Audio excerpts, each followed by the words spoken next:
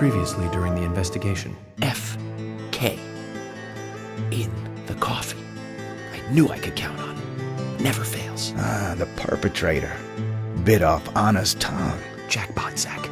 A shame, but our old-time all-American sightseeing tour just came to an end. When purple fog covers our town, we'll all wander in hell, I fret. So says Mr. Stewart. Oh, well, there's an old story, folklore. It's a fairy tale to me. Something about a killer in a raincoat who appears on rainy nights. She had a red dress on. She was a goddess. It's starting to rain. I think this case may take a while.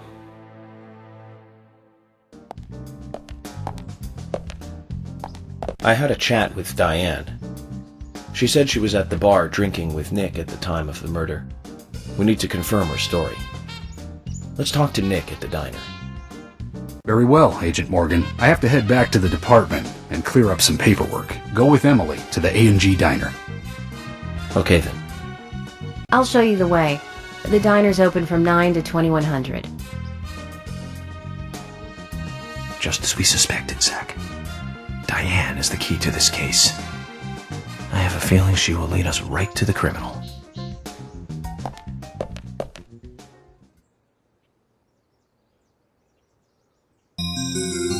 That's Kaysen. Looks like the show has just begun, and it has an all-star cast.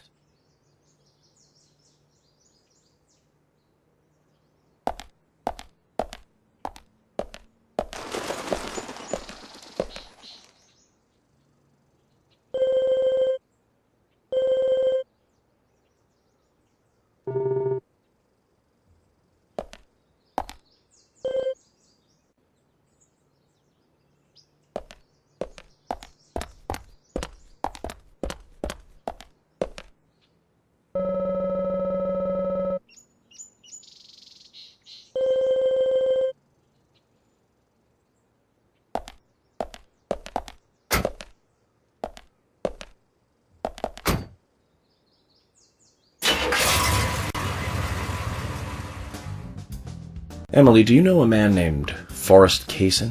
Kaysen? Yes, I know him. The sapling salesman, right? He always uses strange comparisons when he talks. I'd like to know more about him. What does he do when he comes to town? He's a salesman, so I guess he sells things? Maybe he comes on vacation. We haven't seen many tourists recently, but he comes pretty often. Is that all? Well, now that you mention it, he seems quite friendly with the Ingrams, with Isaac and Isaiah. Maybe you should ask them about Kaysen. Okay, I will.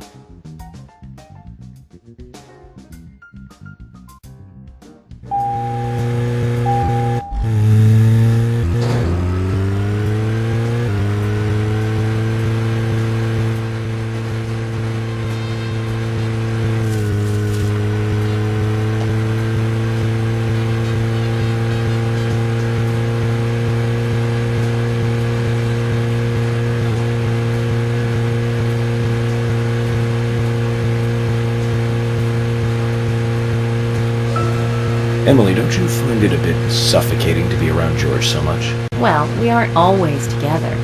And anyway, I've gotten used to him. Impressive. Women are very adaptable. No, it's not like that, actually. George is hard-headed, sure, but he's also a hard-working man. That's why the townsfolk trust him so much. The very epitome of the rural sheriff. That's right, he isn't some hotshot FBI agent. This place isn't like the city.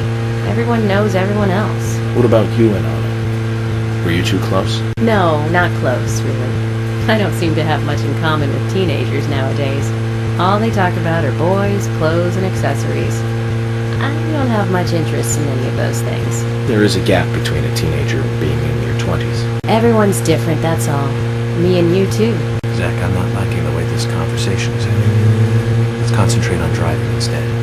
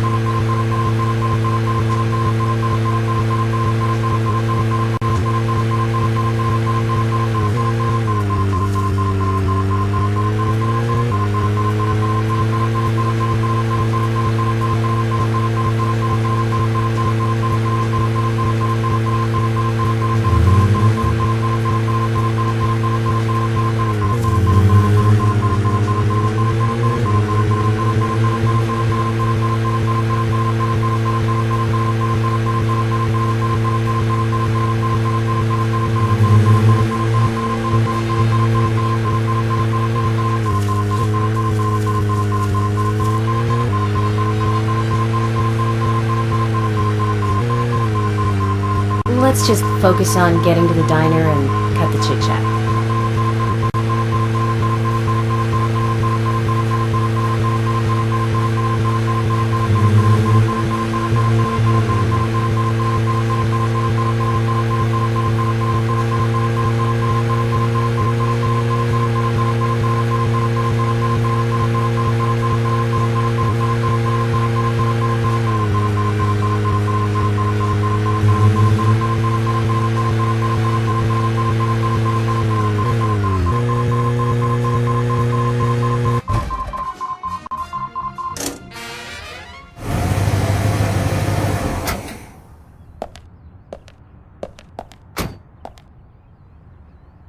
Is there something you want to check out?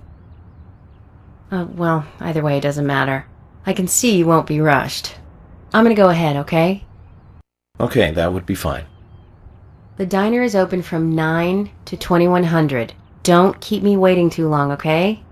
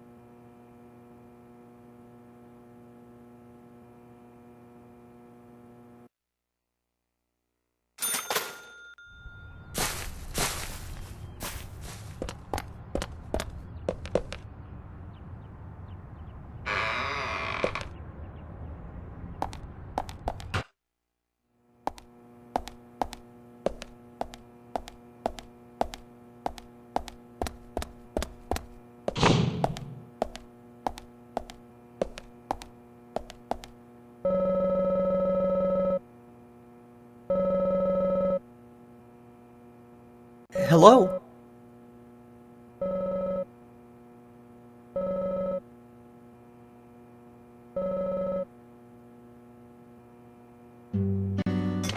Thomas, have you ever eaten Emily's cooking? What? Hey! What exactly are you asking? I was just wondering what you thought of her cooking, that's all. You know, perhaps an unbiased opinion of one who is himself a fantastic chef. So how about it? Have you eaten her cooking? I have. Just once. And how was it? Well, that's not an easy question. Honesty is the best policy. How can I say this? Cut it out, Agent York. He's pleading the fifth. He has the right to remain silent. Don't try and force him to say something. He has the right to an attorney. George, and what are you trying to say? Anything I say may be used in a court of law. Let's just let the topic of Emily's cooking go, okay? I can't do that, George. I want to know. I guess it's just my curiosity. So tell me, Thomas. Well, for lack of a better word, let's just say it's Amazon-style cooking. Ah, that was well said. I'm impressed.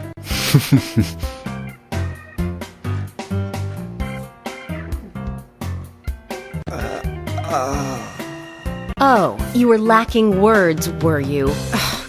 Let's get back to work.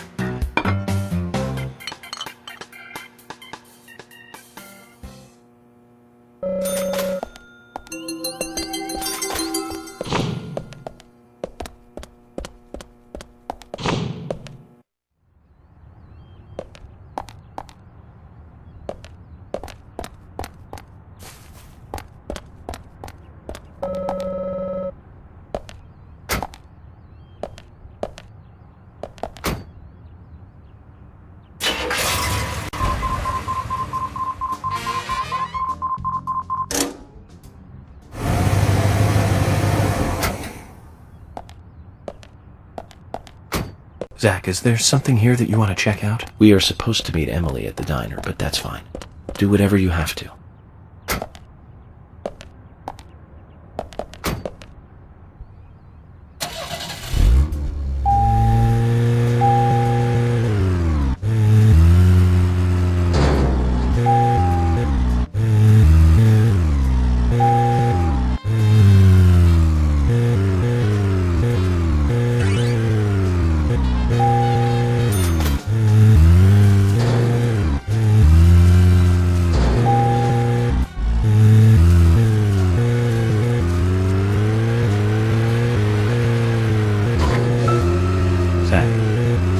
Don't you think there are a lot of good-looking women in this town? It's like heaven compared to the town we grew up in. Do you remember Liz? Prom queen? Elizabeth Scott Moore. She could be royalty with a name like that. But you know, she was like an actress from a B-movie, wasn't she? Bleached blonde hair, too much makeup, clothes showed off her cleavage, and that mole by her mouth. Say, Zach, were you with me back then? You know, that mole was made with makeup, right? We happened to be on the same bus once. I saw her drawing it on with makeup. I wasn't surprised, I guess. Just impressed that she would go that far to create that image. Do you remember that movie we went to go see that day? I'll give you a hint. It was the fourth in a popular series, and was produced by Menahem Golan's Canon Films. Figured it out, Zach? Think it over then. Call it your homework until next time.